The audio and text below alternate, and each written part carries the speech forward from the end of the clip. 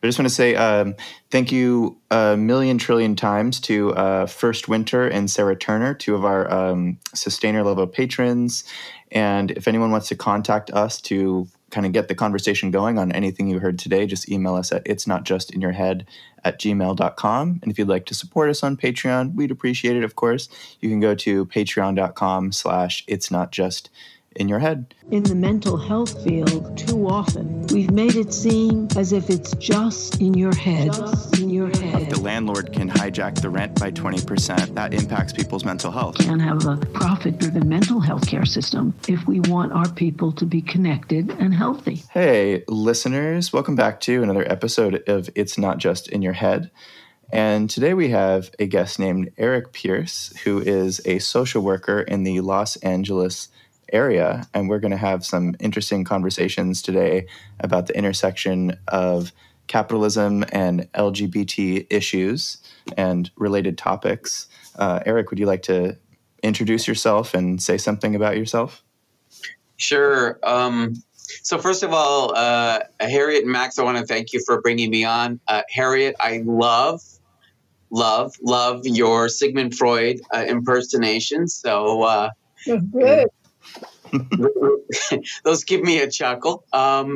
So yeah, I'm a social worker. I work in an infectious disease clinic, the largest HMO in California. I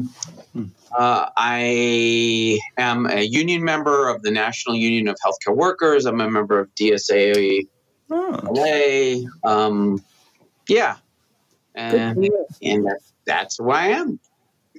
Well, thank you. We're so glad that you're talking to us because it's so important to see the connection between the LGBT activism and the activism that tries to transform our capitalist disaster country.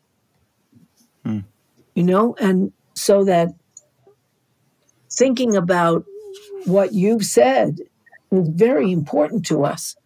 So I hope you'll talk about it with us.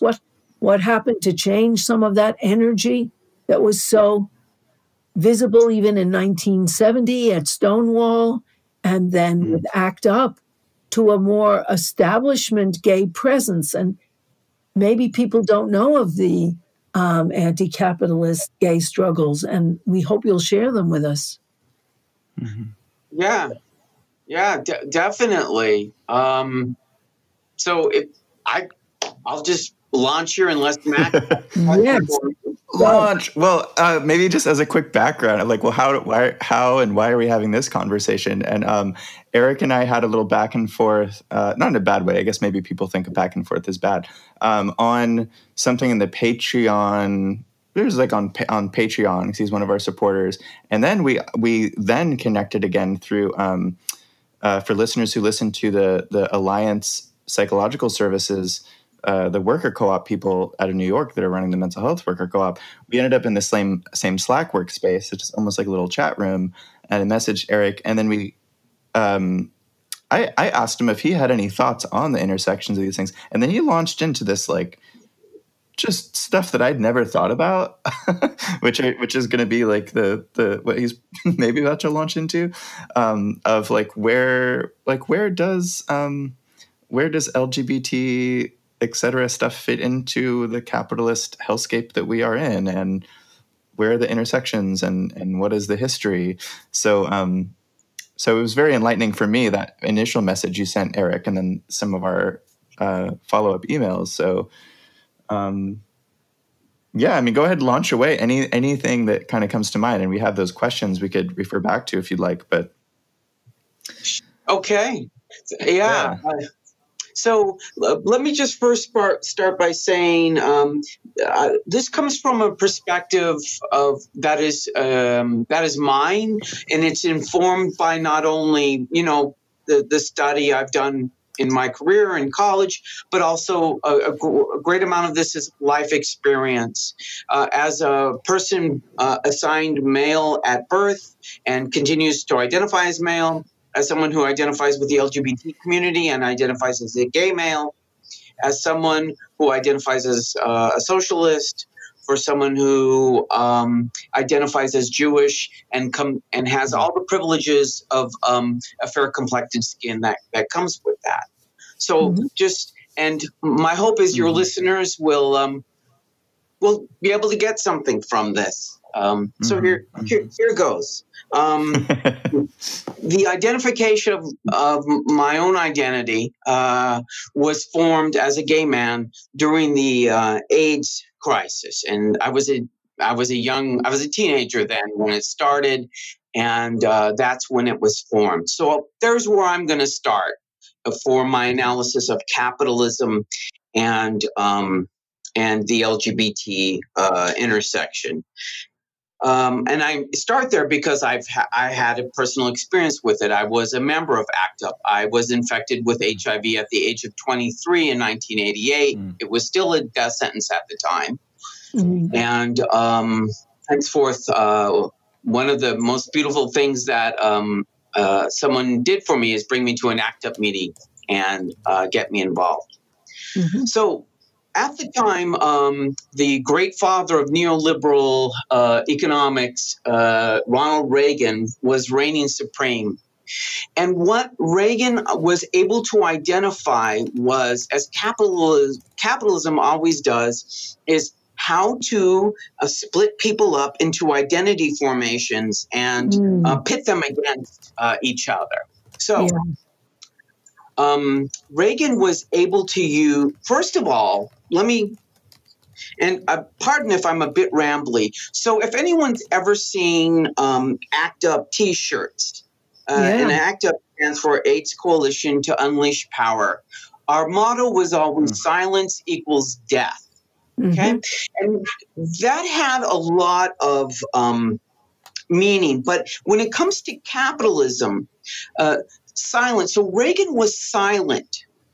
He was silent on HIV. He didn't, and AIDS. He did not even, the words did not even utter his lips until his second term in 1984, when there were already thousands of deaths in America.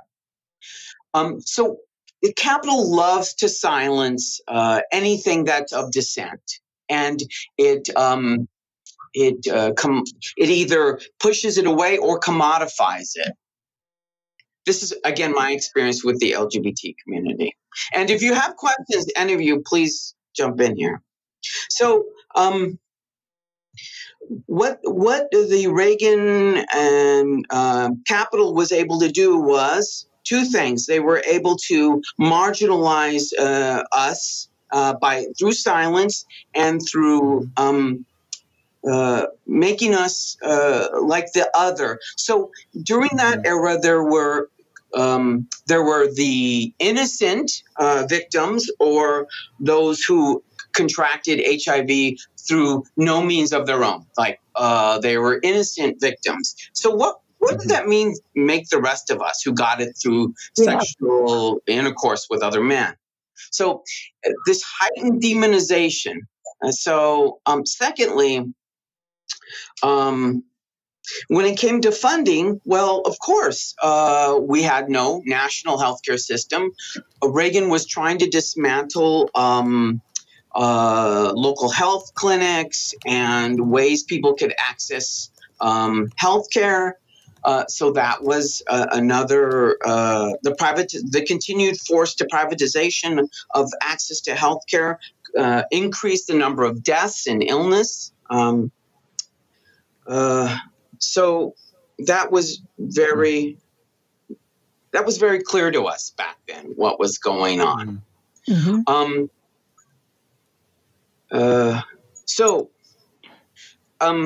I'm going to jump around a bit because when it comes to capitalism, like let's look at it today. Let's look at it right now, the LGBT identity and capitalism. So, and what I love to always use is the example of RuPaul's Drag Race. So very popular. It's done a lot to help, quote, lift the identity of queer people. My husband is a huge fan of the show. He has people, they always talk about it. I like the show. I'm not a crazy fan, but this is and I think RuPaul really spells out to me the conflict in the LGBT community and capitalism's attempt to commodify it and capture it. And that's this. On the RuPaul, usually many of these contestants, first of all, it's a contestant, so it's about competition. So it's about competition, not cooperation, although there are elements of cooperation throughout the show, but ultimately it's a competition. Secondly, what I really like about the show is it always has underdogs. It has people who have come through like working class families, single parent families, families that had a lot of difficulty with their son being gay, and yet they kind of platform these struggles, and they're able to talk. These people can talk very clearly about their working class roots and their struggles. So I want to give that credit to this. But the capture is this. Everything is so commodified and glamorized and beautyized, as if that's the only lane we get to express our gayness in. I'm referring to myself. That's the only lane we get to express our LGBTQIA plus in. And if you go to a Pride festival now, and Pride, so many of us may know about Pride. Pride festivals happen in June, and what they commemorate was an uprising, a revolt that happened in New York at Stonewall, at a bar where the transgender folks actually led the fight to stop a police raid. They were fed up, and that turned into several days of uprising, and it was the dawn of the modern identity of our community. And for years, there were parades to commemorate that struggle. Today, it is far different. So with any Pride, there is a parade, and then there is a festival with tents and booths. And so when you go to the parade, now every float is sponsored by some like Pepsi Cola or Kaiser Permanente or United Airlines. Not to give these folks free plugs on your show. And then you go into the festival and you look around and you look at the Maybelline tent, you look at the Prada stage, you look at the sound system sponsored by Budweiser, and everything has a label, and if everything has a label, it hence has a price tag. So now I look around and I see my identity is like being swallowed up by all this these commodities, these things I don't even want. I'm not crazy about Prada, and I don't drink Budweiser for that matter. So it feels alienating to me.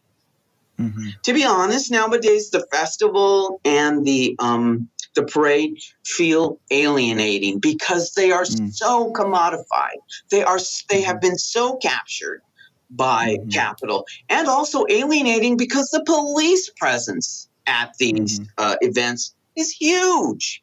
And I want to really send out appreciation to this last summer when there was uprising for Black Lives, because it was the Black Lives movement that forced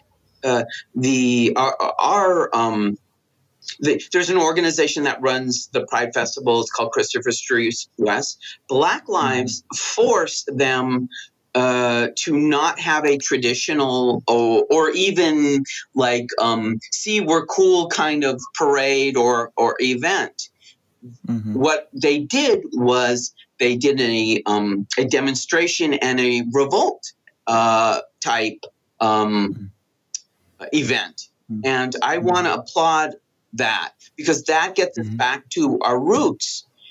And in my soul, I feel we have to fight and separate being swallowed up by commodification. And it's a tough, and believe me, I have no disrespect for any of your listeners who are using platforms and other things to commodify. I have to do that too. I have a small side business, and I have to have a website, and I have to have like some sort of social media to get my message out there. So I don't, but I encourage all of us on the LGBT community to start to get together and think about, okay, this is not the only way we can express ourselves. This is not the only way our identity has to go, because it becomes no longer our identity. It becomes the identity of Prada. It becomes the identity of Gucci, of Budweiser, of Kaiser Permanente, whatever. Yeah. We lose it. You just covered a lot of ground there, from AIDS crisis and Reagan's silence equaling death, along with, I remember one of the messages you had also said that he and the conservatives in power had also kind of used homophobia, whether it were an overt kind of thing or that more covert silence thing, as a divide and conquer strategy, kind of linking gay men and maybe, AIDS victims to criminality and deviance and all of that, right? So there's sort of that. And then but this evolution from the 80s, when you talk about, say, RuPaul and this increased upliftment and visibility of queer identities, with maybe, because it just seems like there's a difficult reconciliation maybe from this like it sounds like pretty horrific demonization for like ever within our culture, to this sort of this very glamorous and like very literally commodified veneer, right? Where it's like, Queer Eye and RuPaul and whatever else, to where it seems like, obviously, as you pointed out, it's had a very positive effect, and that it's like, even the, gay marriage being a thing, right? Like that was a movement that took a lot of work. But what do you expressed that feeling like your identity has been commodified just seems really kind of demoralizing. Do you see any way out of that within the community, like toward a sort of decommodification of queerness, or however you might want to put it? Wow. Yeah, these are good questions. In my book, the demonization of our community benefits capital for one basic reason: when you can create fear, you can create a market. For example, people you pump up people fearing gay people. Now people go and go buy guns. They join groups that are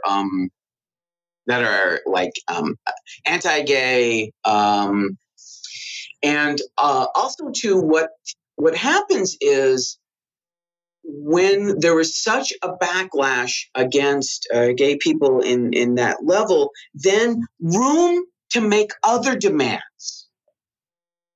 Using the embracement of our identity to make other demands like better work, better pay, marriage equality, which we did win, now also gets squeezed. So the message I hear is this: don't you dare raise your head about being gay. Because we are gonna. You can be pretty, you can be commodified as being gay, but don't you be gay and ask for a decent wage. Don't you dare ask for healthcare as a right. Capital in the government that goes along with it, in my book, tries to force your lane. Says you can bloom, but only this much. You can run, but only in this lane. This is how we'll accept you. This is how we'll accept you. And again, the acceptance is through this commodified lens. Mm-hmm. I could imagine too, like the way stereotypes operate from, I mean, I guess from sort of outside of the queer community, looking at the queer community. Like I grew up near San Francisco, which is, like gay capital of the world is sort of the way it's often thought of. But there also over time, I was coming across these stereotypes of like the Castro and like Nob Hill, there's a certain kind of area, set of districts in San Francisco that's like kind of known to be like more gay, quote unquote. And but there were also these stereotypes of like, oh, well, these are actually like rich white gay guys. Mm-hmm. And it kind of goes along with this idea of this like, luxurious, glamorous, fabulous, like money, almost this like bourgeoisie link to gay malehood, right? And I wonder like how that happened on a number of levels and how simultaneously being gay or lesbian or bi or trans or whatever is often not thought of as being part of a working class identity, right? Like it's an identity that's kind of relegated to the realm of gender identity and sexual orientation, but it's not linked typically to a working class position. It's linked to like this bourgeoisie position, right? I mean, that seems a little bit odd to me, like that it probably demographically doesn't actually work out that way, like at all most of the time. So, I mean, do you have any idea of like how that stereotype evolved and how those dynamics have played out inside and outside of the community? Mm-hmm. Mm-hmm. Yeah. Oh, thank you for these questions. So I'm going to quote a man I dearly love and love to hear him speak, and that's Cornel West, when he spoke about putting Black people, conservative Black people who are against Medicare for All, who are against student debt forgiveness, who are against Green New Deal. And he said, all you're doing is putting, quote, Black faces in high places. And we don't, I don't care what color, or I don't care what you look like. What I care about is, are you going to fight for me? Are you going to fight for my Green New Deal? Are you going to fight for my Medicare for All? So Pete Buttigieg is just one of those identitarians. So, and I want to go to Max's question too about, I think you asked about this whole gentrification, where the gay men are always looked to be like the pioneers, like gentrifying the neighborhood. But let's point out something very clear that no one ever wants to talk about, and that is how forces come in to remove opposition so that that can happen. Let me explain. Now, here in Los Angeles, we had a program called the Gang Injunction. And let me just speak about the neighborhood I grew up in as a queer kid and to become a queer adult, and that is the neighborhood of Echo Park. Today, Echo Park has $1 million homes, and it's really pretty, and the streets are clean, and the schools are good, and Echo Park Lake has a huge encampment of homeless, where the neighborhood gets its name from Echo Park Lake. But I will save that discussion for another day. Let me go back to how does it come to be like it's always the gays are the ones who are starting the gentrification process. How the gentrification process gets kicked off are these, where it's when capital looks around and says, there's a working class neighborhood that's close to the city center and has a lot of transportation by it. There's a couple freeways by it. I'm talking about my neighborhood, Echo Park. There's a couple of freeways. It's got medium density. There's a lot of good single family homes. There are a lot of renters, and there's a lot of the debt ratio is high in there. There's a lot of mortgages, seconds and thirds mortgages. So there's a lot of precarious folks. How do we clear this area? Well, in Los Angeles, they formed the quote gang injunction. And that was like a stop and frisk in New York, where they went in, they created these anti-constitutional law where like three quote gang members standing together could be arrested, or so you start to harass these working class families, knowing that many of these males, whatever their affiliation is, often provide income supports to the household, a multi-generational household at that. And they provide income supports to pay the rent or the mortgage or whatever. So you start arresting these people, or you force the families to mortgage the house to pay for legal fees. People fall into debt, and slowly, one at a time, at two and three, suddenly families start to disappear because they can't afford to live there. They had to sell their home because they couldn't afford the mortgage because they had to pay for their son's legal fees, or daughter for that matter. And what we never talk about is, yeah, that gay family moved in on that part of the street, but did you know that other family down the street had to move out because they couldn't afford the place anymore, because of the actions taken by the police state to force these people into debt, into an even more precarious spot. So that's how gentrification happens. And it happens in New York, in Manhattan. I mean, my old gays love to talk about the old days of New York and how crazy and fun Times Square was, and how tourists would barely go there back in the 70s, and how gay it was, and how what a wonderful time they had. But then came the broken windows and all that, police, brutality. So that's how that happens in my book. You know, Harriet, the way I answer this question is this way about identity, and in this case, my Gaia identity, and capital, and what needs to happen. So, as a gay man, my relationship to capital and the oppression I face under it is different from the identity of a Black person, of an Asian. Our identities unfortunately form the angle and the tools used by capital on us. So we need to elevate, because we need to identify, because these tools are different, and we need to identify them. And we need to lift our identities up within this against the struggle of capitalism. However, we all know, and please, I am not a reductionist or anything like this, but we are all suffering under capital. But we suffer because capital is so good at again, separating, marginalizing, and pinpointing. They attack us in different ways. They attack us, but it is all under the same oppression. So when I think back of me growing up, I mentioned this on the past podcast, I grew up in like this, kind of a housing project kind of thing, like a lot of low income human beings.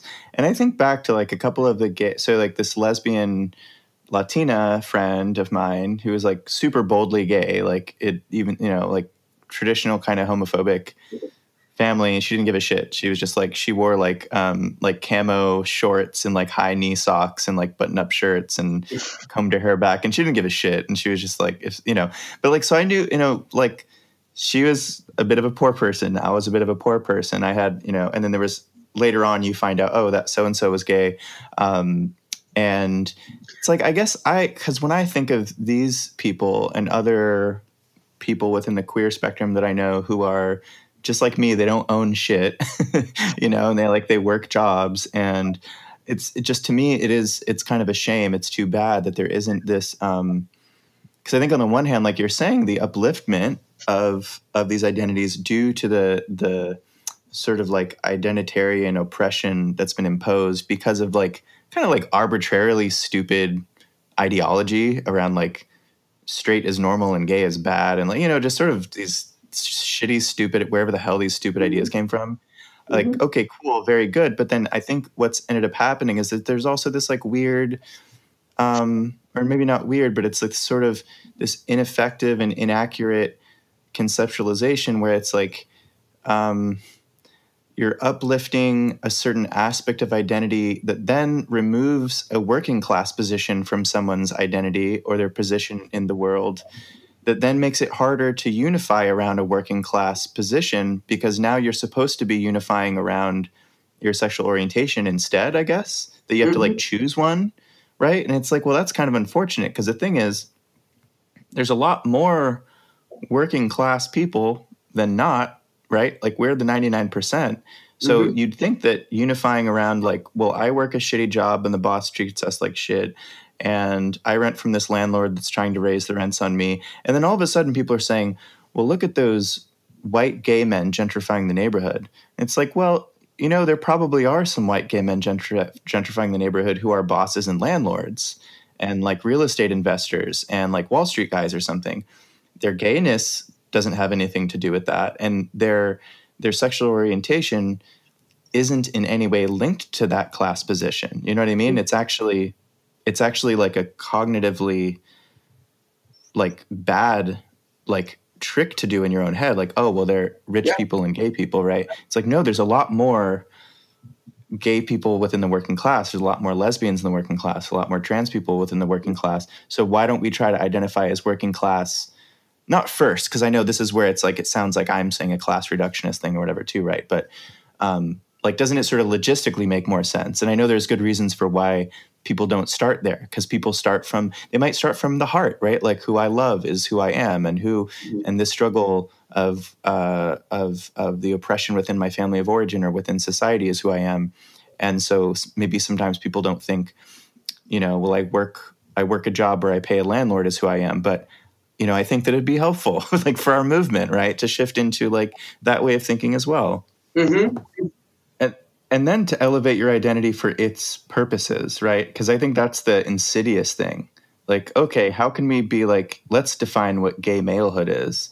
Let's place it within the slots in the advertising world that will maximize profits, right? Because people think like, oh, that's cute, that's pretty, that's funny. Oh, he's so flamboyant and this and that. And, oh, Queer Eye is so outrageous. Like that one guy is so outrageous. He says the funniest things. And then everyone's just like, you know, more capital is flowing upward, right? And then I think, and then we're all like allowing it happen. We're like, oh, this is so funny, this is so cute, this is so entertaining, while, you know, the majority of working class LGBT people are still seeing their wages shrink, wages stagnate, rents go up, et cetera, right? So to me, it's also this sort of like bait and switch kind of process that we're all kind of giving into a little bit.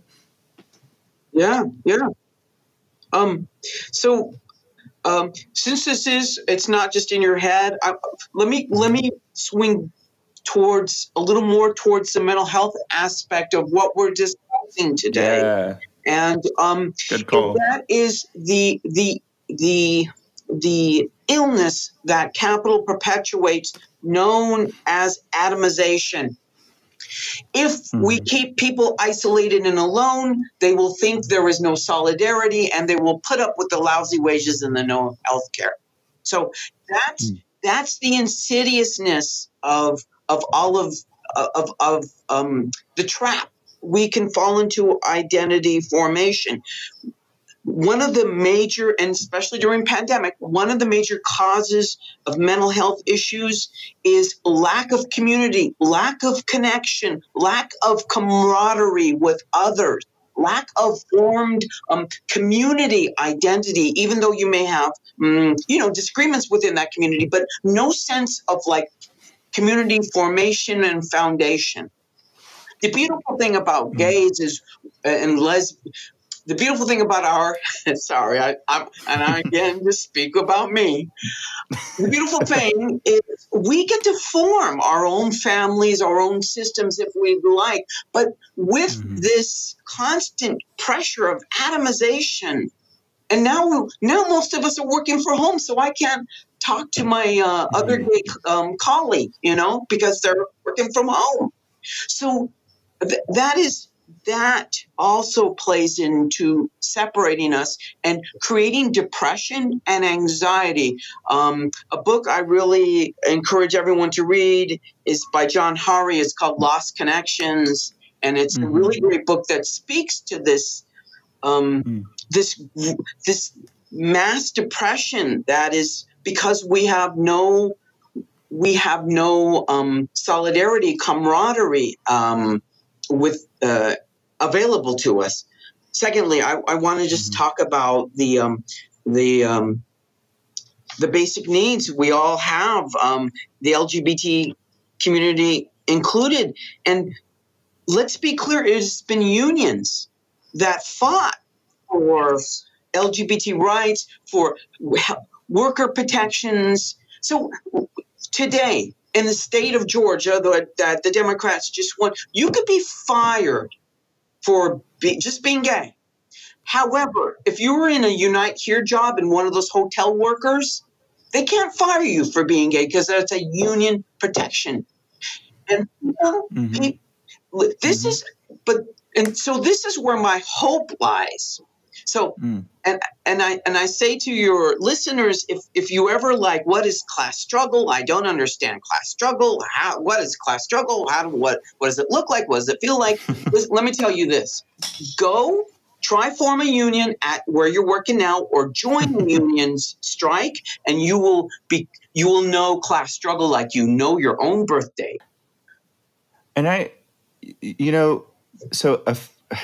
was going to say this is a maybe funny story. Maybe it's not so funny now, but at the community mental health job I had when we first started the podcast, at which I'm no longer working, the most tense moment of my time there, after spending maybe 1 to 2 years or so in trying to organize the workplace and becoming educated on labor law. I remember one time, one of our middle managers, who is a very lovely, very awesome human being who happens to be, lesbian, Latina, human, social worker, who was hired into a management position above me within the ranks, me as, straight white guy, that she brought me into a meeting one time with HR to give me a talk about something. And I brought in another coworker as a witness, and I had to sit there and kind of list I was reading out information from the NLRB website, the National Labor Relations Board, talking about how it's basically illegal for employers to intimidate employees for trying to organize, and that, when like 3 or more employees try to improve conditions, this is legally protected. And there was this, I guess I'm bringing it up to say that this was all part of a divide. And I mean, she and most managers and most bosses aren't actually thinking consciously, like, how do we divide and conquer the workers, right? It's not a conscious thing they're doing, but because of the setup, that's kind of what was happening. That I was part of a. I disagree right there, but continue. Oh, okay. I mean, okay, yeah, maybe we could get into that, if whether it's conscious or unconscious. I think I would assume in good faith that most managers, right? That's what I would say. I would assume in good faith, in most cases, they're not necessarily trying to divide and conquer. In this case, I don't think that she was. I think she kind of had to, but part of the reason that she and some other managers were hired within that year was actually because of their identities, because of diversity initiatives that the board of directors of the nonprofit had put forward, which, on the one hand, like, yes, we need diversity, I guess, everywhere for a lot of reasons. And it's mostly like a good idea. But the divide between manager and worker in that situation was, when you talk about class struggle, like, my class position was being used in a way that was I was being intimidated in a way that was supposed to set an example that would send ripple effects through our very diverse workforce. Mm-hmm. And the identity of the manager was totally irrelevant. And if you just look at it from 2 class positions, mm-hmm. you can see very well what was going on, right? Mm-hmm. And it's another one of those examples where if you just focus on the identity of the people in the room, mm-hmm. you'd actually be missing out on what was really happening. Mm-hmm. You know what I mean? Well, before we go, we always like to do this, plug any project you're involved in, group, effort, idea, slogan, bumper sticker. Yeah. So I want to, again, say thank you so much for allowing this middle-aged white guy to kind of talk about things we often can't talk about with his husband. So thank you for this platform. Things I want to plug are, if you're not a member already, please join Democratic Socialists of America. If you're not in a union, go join, go move to be employed at a place that has one or one. And finally, if you're feeling alone and isolated, if you're feeling depressed and sad because of anything, please know that there's help out there for you. And it can be help as much as phoning someone and just being real with them. You know, finally, I'll say this is a hard time to form friends and solidarity being under lockdown. But I encourage everyone to make that struggle, because every friend you make, every comrade you create is a stab at capital. Is a mark, is a defiant stance against capital. So go out there and form your solidarity. Thank you, Matt, and thank you, Eric. You're a cool dude, Eric. That's a fact. Right on. Yeah, and that's from a thorough assessment, psychometric, data-driven, means-tested, Buttigieg approved. By the way, listeners, if you have enjoyed anything you've heard Harriet say in this program, you will definitely enjoy Capitalism Hits Home, which is a solo program that Harriet does through Democracy at Work, which is a worker-owned cooperative that produces other great programs such as Economic Update with Richard Wolff and the Anti-Capitalist Chronicles with David Harvey. I can't recommend enough that everyone also listen to Capitalism Hits Home if you enjoy It's Not Just in Your Head. Capitalism Hits Home is a sort of broader overhead view. It explores the way that capitalism shapes our personal lives, our psyches, our relationships, our families, and it looks particularly at the sea change in American personal life, as all Americans, but the top 10 or 20% of Americans, have our security and our chance for a future become as precarious as it always was for minorities and families headed by women. It's not just in your head, and Capitalism Hits Home are definitely complementary. And if listeners would like to check out Capitalism Hits Home, Harriet, where should they go to find it? Either on YouTube or Democracy at Work or on my own website, harrietfraud.com.